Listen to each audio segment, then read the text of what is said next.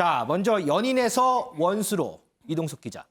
원인에서 원수로 된 경우는 상당히 많지 않아요? 근데 이번엔 무슨 사연이에요? 네, 상당히 연인에서 원수로 변했다. 많을 겁니다. 우크라이나 커플과 관련된 이야기를 제가 전달해 드릴 텐데요.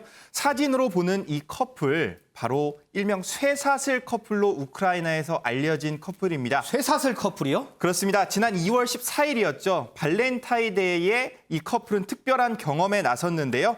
바로 쇠사슬로 서로의 손을 묶은 다음에 이렇게 한몸 생활 체험에 나선 겁니다. 아이고. 네, 그로부터 4달이 지난 16일에요. 이들은 쇠사슬 절단식을 선언하면서 깔끔하게 헤어지기로 했는데요. 그래요? 그러니까 더 이상 보지 말자 이겁니다. 쇠사슬이 끊어지자마자 미소를 지으면서 만세 포즈까지 했습니다. 이들은 연인 관계부터 결혼 계획까지 없던 일로 하자 이렇게 다짐을 했다고 하는데요. 심지어 서로 다른 지역에서 살기로 합의까지 했다고 합니다. 그러면 처음에 이제 쇠사슬을 묶고 우리 같이 한번 살아보자라고 했는데 이게 넉 달 만에 이제 끝났군요. 그러면서 쇠사슬이 이제 끊어진 거잖아요. 맞습니다. 그럼 넉 달 사이에 이게 무슨 일이 있었길래 이게 연인에서 악연이 된 거예요? 네, 결국 쇠사슬 체험이 가장 큰 문제였던 것 같습니다. 김태일 앵커께서는 형수님과 쇠사슬 체험에 나선다. 어떻게 될 것 같으세요? 저는 뭐 아직까지 쇠사슬 계속 걸고 있지 않을까요? 아, 형수님, 기쁜 소식입니다.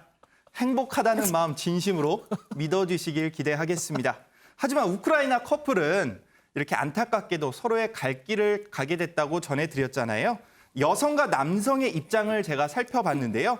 남자친구의 일을 도와준 것에 대한 불만이 여성으로서는 굉장히 높았다고 합니다. 남성의 경우는 아침마다 여자친구가 화장을 하는 것을 기다려야 된다는 것에 불만이 굉장했는데요.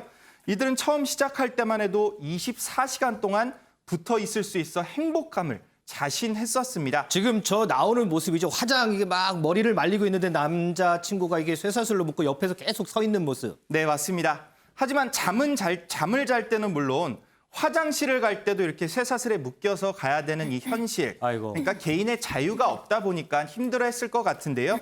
그래도 이들이 이룬 건 한 가지가 있습니다. 바로 방송 출연에 나서면서 수익 창출을 했다는 건데요. 아, 그래요? 네, 비록 헤어졌지만 이들이 합의를 해서 결국 수익금의 일부를 자선단체에 기부하기로 했답니다.